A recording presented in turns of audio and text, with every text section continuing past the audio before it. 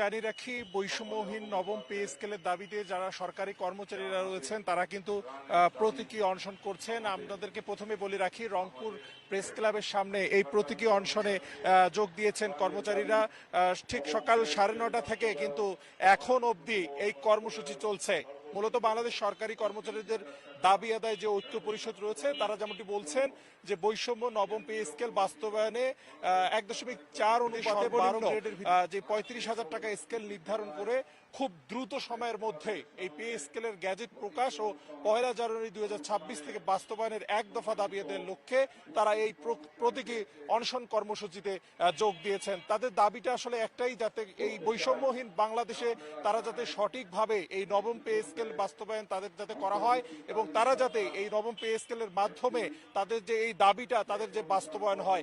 আপনারা দেখছেন যে এখানে কিন্তু সবাই কিন্তু সরকারি কর্মচারীরা যোগ দিয়েছেন। বাংলাদেশ সরকারি কর্মচারী দাবি আদায়ের যে ঐক্য পরিষদের যে সংগঠনের যারা সদস্যরা রয়েছেন রংপুর বিভাগীয় এবং জেলা পর্যায়ে সবাই কিন্তু ঠিক সকাল 9টা থেকে এই শীতের সকালকে উপেক্ষা করে তাদের দাবি আদায়ের জন্য কিন্তু তারা এই রংপুর নগরীর প্রেস ক্লাবের সামনে দাঁড়িয়েছেন। তাদের একটাই দাবি যে বৈষম্যহীন বাংলাদেশে নবম পে স্কেল যাতে বাস্তবায়ন করা হয় এবং দ্রুত বাস্তবায়নের মাধ্যমে তাদের যে ন্যায্য দাবি সেটা যাতে সরকার তাদেরকে পৌঁছে দেয়। আমরা অনেকে এখানে দাঁড়িয়েছেন, আমরা কথা বলতে চাই দু একজনের সঙ্গে। আপনার কাছে জানতে চাই যে আপনার কাছে এই প্রতীকী অনশনটা কি কারণে হচ্ছে, আপনাদের দাবিটা কি? আমাদের দাবি হলো, আমাদের 11 বছর থেকে বেতন বাড়ানো হয় না। 15 সালে আমাদের বেতন বাড়াইছে সরকার, তৎকালীন সরকার।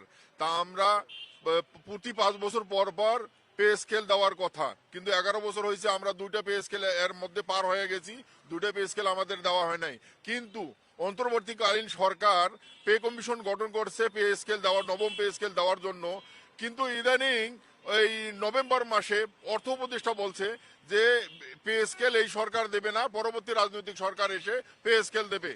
তার কথার ভিত্তিতে আমরা এই কর্মচারীরা আন্দোলনে নামছি যে এই যেহেতু রাজনৈতিক সরকার আমাদেরকে পে স্কেল দেয় নাই, 2টা পে স্কেল পার হয়ে গেছে। আমরা এর আগে রাজনৈতিক সরকার আমল থেকে আন্দোলন করতেছি, সেই সরকার আমাদেরকে দমন নিপীড়ন করছে, অনেক নির্যাতন করছে। তাই এই কারণে আমরা এই বৈষম্য মুক্ত অন্তর্বর্তীকালীন সরকারের কাছে আমরা দাবি জানাচ্ছি যে এই সরকার অন্তত গেজেট প্রকাশ করে দাও আর 1 জানুয়ারি 26 থেকে বাস্তবায়নের ঘোষণাটা দিয়ে যাক, পরবর্তী সরকার আসি বাস্তবায়ন করবে। যদি সেটা বাস্তবায়ন না হয় আপনাদের সামনের দিনে কি কর্মসূচি থাকবে? সামনের দিকে আমাদের কর্মসূচি, আমরা আমাদের আন্দোলন চালিয়ে যাব।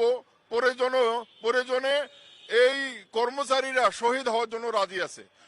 দর্শক শুনছিলেন যে এখানে কর্মচারীরা যেমনটি বলছেন যে যতক্ষণ পর্যন্ত দাবি আদায় না হয় তারা রাজপথে থাকবেন এবং তারা কিন্তু শহীদ হতেও রাজি আছেন। এবং তারা যেমনটি বলছেন যে বিগত সরকারের আমলগুলোতে কিন্তু তারা আসলে তাদের সঙ্গে বৈষম্য করা হয়েছে, তাদের যে ন্যায্য দাবি সেটা বাস্তবায়ন করা হয়নি। তারা এই যে সরকার রয়েছেন অন্তর্বর্তীকালীন সরকার, সেই সরকারের মাধ্যমে তাদের যে ন্যায্য দাবিটি সেটি কিন্তু বাস্তবায়ন করার কথা তারা বলছেন এবং সেটা 1 জানুয়ারির মধ্যে যাতে কার্যকর করা হয় এর দাবি কিন্তু এখান থেকে জানানো হয়েছে।